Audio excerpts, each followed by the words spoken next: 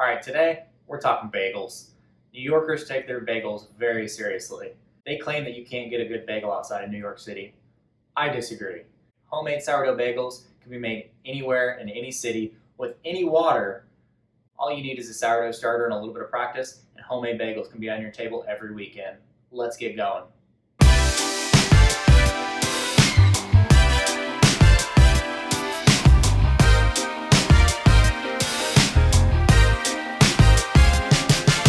In a large bowl, we're going to start with 310 grams of 80-degree water.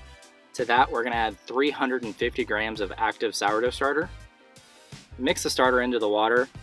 You can use your hand or a whisk. I'm actually using a Danish dough whisk. They're really nice because they're super easy to clean. If you've ever tried cleaning bread dough off of a normal whisk, it's kind of a pain. These are flat, so they're super easy to clean. Then we're going to add 28 grams of barley malt syrup. I've never been able to find this in my local stores. I usually order it online. It's super critical for bagels. I'll drop a link in the description. Mix that together. Then we're going to add 25 grams of rye flour and 25 grams of wheat flour. Mix that together. Be sure to incorporate the wheat and rye flour. You might end up with clumps of dark flour and you don't want that. Finally, we're going to add 600 grams of bread flour. Be sure you use a high quality unbleached bread flour. Now mix with your hand. This is too thick to use a whisk on. We're just trying to incorporate the flour the best we can. This is a relatively low hydration dough, meaning the water to flour ratio is much lower than in a typical bread dough. So it's going to be very thick and very hard to mix. We just need to get all the flour incorporated. If it sticks to your fingers, just pull it off and add it back in. This dough is best mixed by hand. Unless you have a very high-powered commercial stand mixer, you're likely going to kill the engine trying to mix something this dry. Once all the flour is mixed in, we're going to cover for 1 hour. 1 hour later, we're going to add 16 grams of sea salt. Just kind of dumple it in with your fingers. It'll make it easier to mix it in. Get a little water on your hand and then fold the dough over onto itself to kind of encapsulate the salt.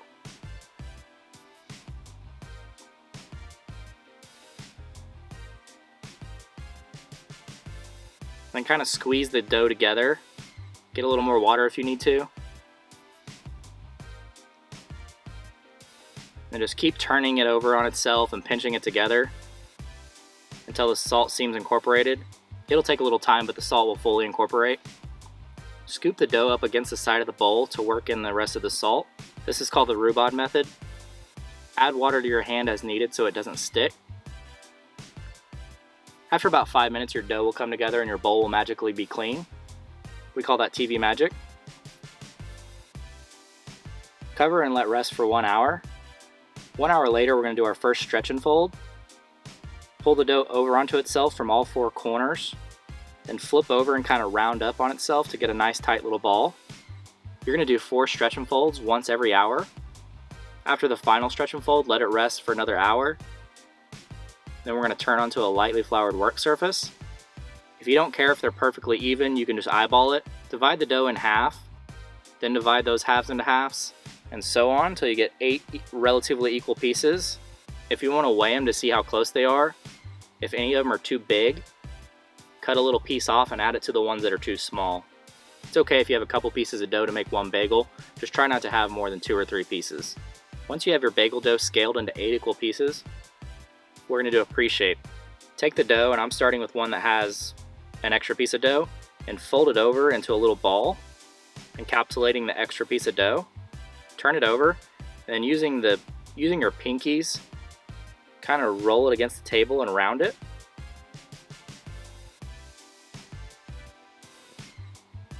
Then you can use the sides of your hand to kind of roll it around in a ball.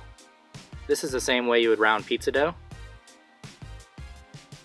So again, just fold the dough over onto itself, flip it over, and pull it towards you with your pinkies, and then use the sides of your hands to kind of round it out.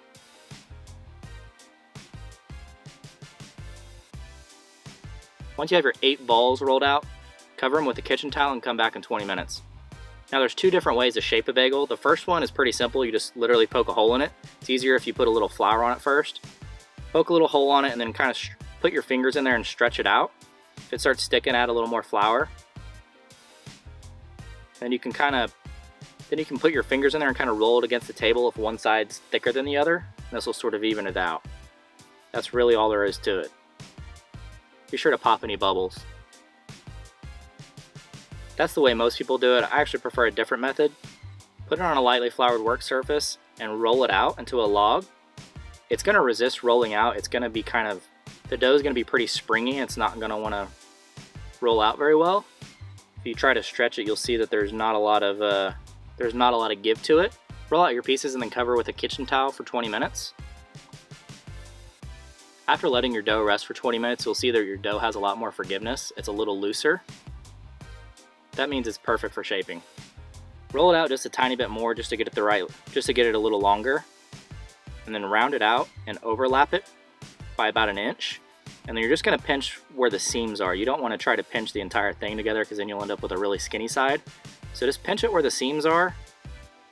And that's really all you have to do. You can make it a little bigger if you want. I don't personally see the need for a hole in a bagel. The bigger the hole, the easier stuff falls out of it. So I leave my holes pretty small. It's going to rise a little bit, so it'll also shrink up the hole. If you get a side that's fatter than the other one, you can just put your fingers through it and roll it out on the table, sort of even it out.